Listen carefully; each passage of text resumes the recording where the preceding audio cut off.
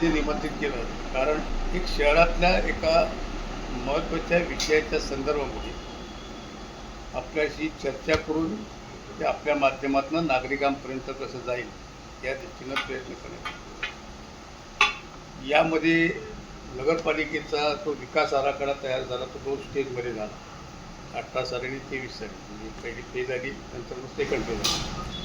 आणि त्यामध्ये गोळकोट भागामध्ये एक सर्वे नंबर 272 आरक्षण नंबर 16 हे मराठी शाळा आणि क्रीडांगणासाठी आरक्षण काय हे अगोदरच्या डेव्हलपमेंट प्लॅनमध्ये सुद्धा ते रिझर्वेशन आरक्षित होतं.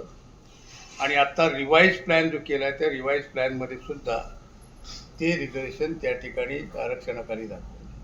तर नगरपालिका ही स्वायत्त संस्था आहे, त्यामुळे नगरपालिकेच्या शहरातल्या जे निर्णय घ्यायचे त्याचा पूर्ण अधिकार हा नगरपालिकेला आहे. आणि मध्यंतरीच्या काळामध्ये ज्यावेळेला त्या ठिकाणी प्रशासकीय राजवट होती त्यावेळेला त्या शाळेच्या बाबतीमध्ये ते आरक्षण बाजूला करण्यासंदर्भातला एक ठराव, तो ठराव नंबर काहीतरी मला वाटतं 242 हा प्रशासकाने त्या ठिकाणी केला. आणि माझ्या मते तो ठराव पूर्णतः बेकायदेशीर आहे. बेकायदेशीर एवढ्यासाठी आहे की ज्या मालकानं त्या जागेची मागणी केलेली आहे की ही जागा आरक्षणामधनं वगळावी, त्याच्यामध्ये जी कारणं दिलेली आहेत ती कारणाची तपासणी नगरपालिकेच्या संबंधित अधिकाऱ्यांनी त्या ठिकाणी केलेली नाही. म्हणजे उदाहरणार्थ पहिले मालक ते दोषी होते, त्याच्यानंतर मग खतीब आले आणि खतीब आल्यानंतर खतीबाने अर्ज दिला की बा माझी शहरामध्ये कुठे जमीन नाही आणि ही जमीन जर गेली तर मी त्या ठिकाणी भूमिहीन होणार आहे, म्हणून ते मला आरक्षणातनं या जागा वगळावी अशा पद्धतीचं त्यांनी त्या ठिकाणी अर्ज केला. तो अर्ज नगरपालिकेकडं वरनं खाली आला, नगरविकास खात्याकडनं खाली इकडे आला.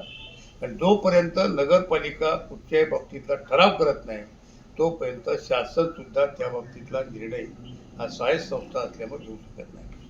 आणि म्हणून तो प्रशासकांना इतके धोरणात्मक ठराव करण्याचे तसे अधिकार नाहीत, बॉडी नसल्यामुळे त्या काळामध्ये त्या ठिकाणी त्यांनी एक कारभार चालवायचा असतो. परंतु हा जो ठराव केला आहे या ठरावामागे कदाचित शासनाकडनं पत्र आलं म्हणून कदाचित त्याने त्याची इनिशिएटिव्ह घेतली असेल, पण त्याची जी खातरजमा करायला पाहिजे होती ती खातरजमा त्या ठिकाणी केली नाही. त्याचं पहिलं कारण असं की ज्या मालकाने ही जागेची मागणी केलेली आहे त्या मालकानं मुळात आधी एका बिल्डरबरोबर त्याचा ॲग्रीमेंट केलेला आहे आणि तो नॉन रजिस्टर ॲग्रीमेंट आहे.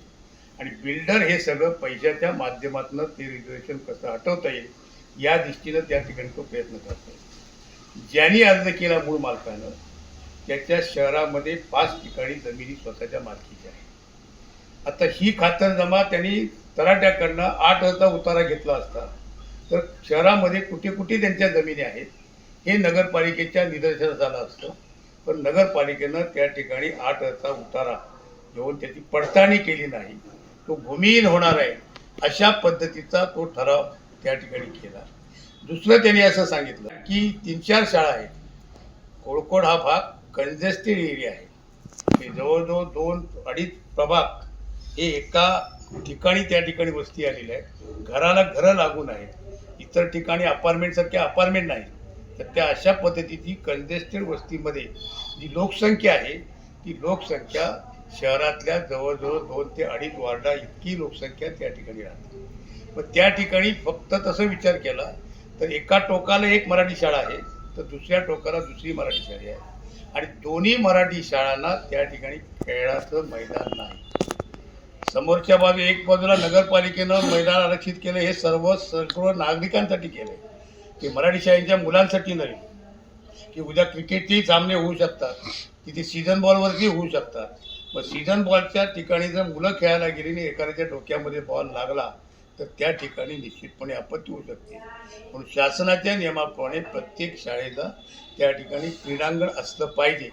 परंतु त्यावेळेच्या काळामध्ये ह्या शाळा निघाल्या असल्यामुळं त्याला नागरिकांची सोय करायची होती, म्हणून एक कंजेश्वरी मंदिरच्या जवळपासची शाळा आणि एक भोईवाडीच्या पलीकडच्या बाजूला एक शाळा 2 मराठी शाळा आणि बाकीच्या शाळा आहेत ह्या उर्दू माध्यमांच्या शाळा आहेत काय त्यामुळं या मराठी माध्यमाच्या शाळेच्या मुलांना त्याचा काही उपयोग होणार नाही अशा पद्धतीची परिस्थिती त्या ठिकाणी आहे. आणि म्हणून आता ही सगळी परिस्थितीमध्ये त्यांनी जे काही सगळे सीओनी आणि त्या प्रशासकांनी जे रिपोर्ट्स टाकले त्या रिपोर्ट्समध्ये काय जो दिलंय ते तेवढं संयुक्तिक त्याच्यामध्ये ते वाटत नाही.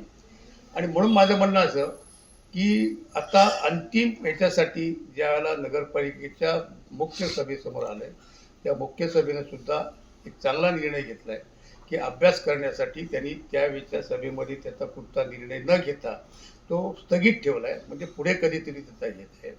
आणि बिल्डरने स्वतः ही जागा घेतलेली असल्यामुळं किंवा त्याला तिथे डेव्हलप करायचे असल्यामुळं बिल्डर हे मॅनेज करायचा प्रयत्न करेल. पण मला खात्री आहे की नवीन आलेली जी बॉडी आहे त्याच्यामध्ये तरुण पोरं आहेत त्यांना उद्याचं भवितव्य आहे त्यामुळं ते कुठच्या अशा गोष्टीच्या आमिषाला बळी पडणार नाहीत. नागरिकांचं हित बघतील आणि नागरिकांच्या हिताच्या दृष्टीनं त्या ठिकाणी ते आरक्षण वगळण्यासंदर्भातला ठराव ते करणार नाहीत.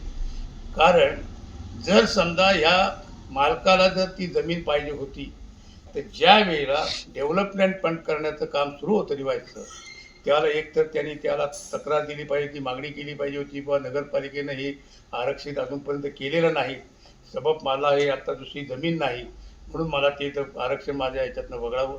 परंतु तसंही आज त्यांनी केलेलं नाही आणि जर केलं असेल तर त्या ठिकाणी सरकारने ते आरक्षण त्यांच्या विनंतीप्रमाणे रद्द करण्याचा निर्णय घेतला नाही. हे शासनाचं त्यावेळेही धोरण होतं किंवा त्या ठिकाणी आरक्षण असणं अत्यंत गरजेचं आहे. आणि सुप्रीम कोर्टाचा सुद्धा निकाल आहे त्या सुप्रीम कोर्टाच्या निकालामध्ये शाळा आणि क्रीडांगणं याची आरक्षणं वगळता येत नाहीत. अशा परिस्थितीमध्ये जो प्रशासनाने ठराव केला तोच मुळात आधी बेकायदेशीर आहे आणि म्हणून हे काम पुढे आलेलं आहे.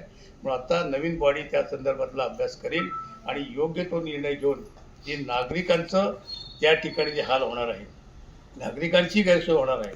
कारण मराठी शाळा बहुतेक सगळ्या शहरामधली विद्यार्थी संख्या कमी होती परंतु गुरुकुळसारख्या ठिकाणची मराठी शाळेची संख्या ही अत्यंत चांगल्या प्रकारची आहे संपूर्ण शहराच्या मानानं.